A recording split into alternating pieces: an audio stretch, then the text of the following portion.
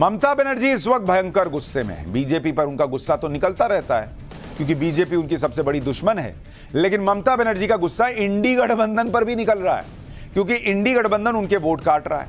इसलिए कभी वो बीजेपी को कोसती हैं, कभी कांग्रेस और सीपीएम को कोसती हैं और इन्हें बीजेपी की दो आंखें बता देती हैं कि लेफ्ट वाले और कांग्रेस वाले बीजेपी की आंखें हैं। ये तो इंडी गठबंधन का हाल है। ममता बनर्जी इंडी गठबंधन के साथियों को ही बीजेपी के लोग बता रही हैं। लेकिन सिर्फ बीजेपी और इंडी गठबंधन ही नहीं, ममता बनर्जी ने कुछ और अपने दुश्मन भी बना रखे हैं। इसमें चुनाव आयोग भी है, केंद्रीय सुरक्षा बल भी है। इसके अलावा ममता बनर्जी ने एक नया दुश्मन भी हाल फिलहाल में बना लिया है। इसके बारे में आपको आगे बताऊंगा। पहले यह समझ लीजिए कि ममता बनर्जी के इस गुस्से और इस बौखलाहट की वजह क्या है। इसकी दो वजह तो साफ साफ दिखती है क्योंकि ममता बनर्जी की सरकार और उनकी पार्टी इस वक्त दो बड़े मामलों में घिरी हुई है। पहला मामला है संदेश खाली केस, जिसमें सीबीआई की जांच चल रही है। दूसरा मामला है शिक्षक भर्ती घोटाला, जिसमें हाईकोर्ट का फैसला आ गया है। ये दोनों मामले उस वक्त चर्चा में हैं जब चुनाव चल रहे हैं, तो ऐसे में ममता बनर्जी की सियासी बंदूक घूम रही है। जो मिल रहा है उसको ठोक दे रही है, टारगेट बना दे रही है। जैसे वो चुनाव आयोग को लगातार इस बात पर टारगेट कर रही है कि बंगाल में चुनाव 7 चरणों में क्यों हो रहा है। भाई ममता बनर्जी को सुनिए, फिर आपको ममता बनर्जी के नए दुश्मन के बारे में भी बताऊंगा, जिसे वो नया दुश्मन शायद माने बैठी है, जिस पर ममता ने नया टारगेट फिक्स किया है। আমি জীবনে এরকম দেখিনি 3 মাস ধরে ইলেকশন। তামিলনাড়ু একদিনে হয়ে গেল, আমাদের 42টা সিট, ওদের 40টা সিট। অনেক জায়গাতেই হয়ে গেছে, আমার হয়ে যাবে 26-এর মধ্যে। বিহারে দেখানোর জন্য বাংলাকে একটা রেখে দিয়েছে, একটা ফেজ 7 ফেজে, আর গুজরাটে একটা ফেজ রেখে দিয়েছে দেখানোর জন্য। আমি যদি প্রথম কোয়েশ্চেন করি, আমি বিজেপিকে জিজ্ঞেস করব, আমরা ইলেকশন কমিশনের কাছে রিকোয়েস্ট করব তালিকা প্রকাশ করে বলুন কোন কোন স্টেটে কত সেন্ট্রাল ফোর্স দিয়েছেন, আর সবচেয়ে বেশি সেন্ট্রাল ফোর্স 100% আপনারা বাংলায় কেন দিয়েছেন, বাংলাটাকে দখল করবেন বলে। ममता बनर्जी इतनी सीनियर नेता है, उनको सब पता है चुनाव आयोग खाली किस राज्य में कितनी सीट है ये देखकर कितने चरण में चुनाव होगा ये तय नहीं करता, बल्कि कहां पर कितने फोर्सेस भेजने पड़ेंगे, कहां कानून व्यवस्था को कंट्रोल करना कितना आसान या मुश्किल होगा, इसके हिसाब से चीजें तय होती हैं। बंगाल में कानून व्यवस्था की क्या हालत है ये किसी से छुपी हुई बात तो है नहीं, और इसीलिए वहां पर फोर्सेस ज्यादा हैं, वहां पर जो है वो 7 चरणों में चुनाव हो रहा है। इसमें कौन से ऐसी बात है जो किसी को समझ में ना आए।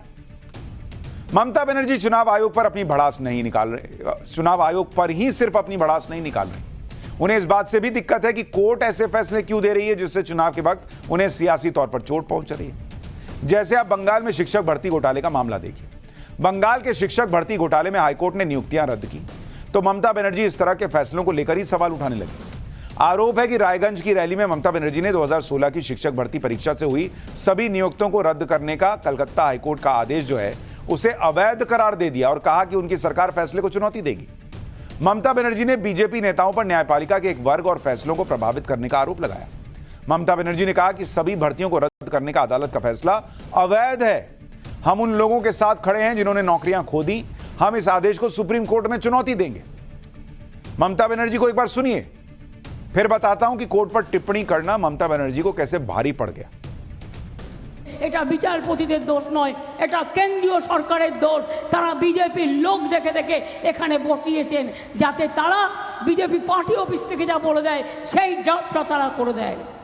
কি করবেন, আমায় সাজা দেবেন, ডিফামেশন করবেন, আমি তৈরি, জেলে পাঠাবেন, আমি তৈরি। কারণ মানুষের কথা বলবার জন্য আমায় যদি শাস্তিও নিতে হয় আমি মাথা পেতে নেব, কিন্তু তবু মনে রাখবেন পরিবার যদি বিপদে পড়ে তার পাশ থেকে আমি সরে দাঁড়াবো না। लेकिन ममता बनर्जी की ऐसी बातों को लेकर एक वकील हाईकोर्ट चले गए। उन्होंने अर्जी लगा दी कि कोर्ट सीएम ममता बनर्जी की कथित टिप्पणियों पर स्वतः संज्ञान ले। इस अर्जी में इस वकील ने कहा कि यह आपराधिक अवमानना है। मैं अखबार की रिपोर्ट प्रस्तुत कर रहा हूं, मैं प्रार्थना कर रहा हूं कि इस पर संज्ञान लिया जाए क्योंकि एजी सहमति नहीं देंगे। वो कह रही हैं कि पूरा हाईकोर्ट बेच दिया गया है। हम बहुत कठिनाइयों के साथ मामले निपटाते हैं। जजों ने हमें काफी देर तक सुना और फिर आदेश पारित किया। उन्होंने कहा कि कोर्ट को खरीद लिया गया। जज पक्षपाती हैं, हर कोई हम पर हंस रहा है। यह सिर्फ हाईकोर्ट का उपहास उड़ाने के लगातार प्रयास है।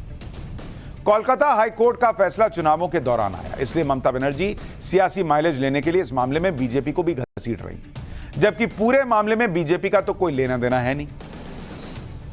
दरअसल पश्चिम बंगाल सरकार ने 2014 में WBSSC के जरिए भर्ती निकाली थी, यानी वेस्ट बंगाल SSC के जरिए। इसके तहत सरकारी और सहायता प्राप्त स्कूलों के लिए टीचिंग और नॉन टीचिंग स्टाफ भर्ती होने थे।